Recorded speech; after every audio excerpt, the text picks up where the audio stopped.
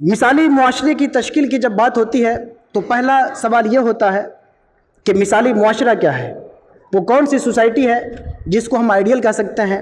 کسی بھی معاشرے کے مثالی ہونے کے لیے، کسی بھی سوسائٹی کے آئیڈیل ہونے کے لیے دو چیزیں بہت ضروری ہے۔ ایک تو یہ کہ وہ معاشرہ پرسکون ہو، اس کے اندر سکون اور قرار ہو، اطمینان کی کیفیت ہو، اس لیے کہ سب کچھ ہو اور سکون نہ ہو تو پھر سب کچھ غارت ہو جاتا ہے۔ تو ایک تو یہ کہ مثالی معاشرے کی پہلی خاصیت ہے کہ اس کے اندر سکون ہونا چاہیے۔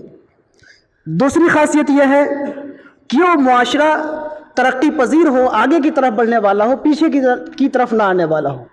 جب بھی آئیڈیل معاشرہ ہوگا تو آگے بڑھنے والا ہوگا، ترقی کرنے والا ہوگا۔ پیچھے کی طرف اگر بڑھ رہا ہے تو آئیڈیل معاشرہ نہیں ہو سکتا ہے۔ تو گویا کہ مثالی معاشرے آئیڈیل سوسائٹی کی دو خصوصیات سب سے نمایاں ہیں۔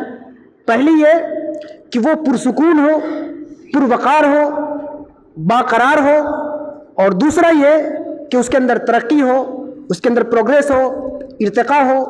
تو یہ دو صفات اگر پائی جاتی ہیں تو کوئی معاشرہ ایک مثالی معاشرہ کہلائے جانے کے مستحق ہے۔ اب جو سکون اور ترقی کی بات ہے تو سکون ہو یا ترقی ہو، یہ دونوں چیزیں ہماری روح سے بھی متعلق ہیں اور ہمارے جسم سے بھی متعلق ہے، ہمارے ذہن سے بھی متعلق ہے، اور یہ مادی دنیا ہے، مادی وجود، اس سے بھی متعلق ہے۔ سکون جبھی ہوگا پورے طور پر کہ ہمارے ذہن کو بھی سکون ہو، ہماری روح کو سکون ہو، ہمارے جسم کو سکون ہو، اور ہماری اس دنیا کے جو ذرائع اسباب اس کے حوالے سے سکون ہو۔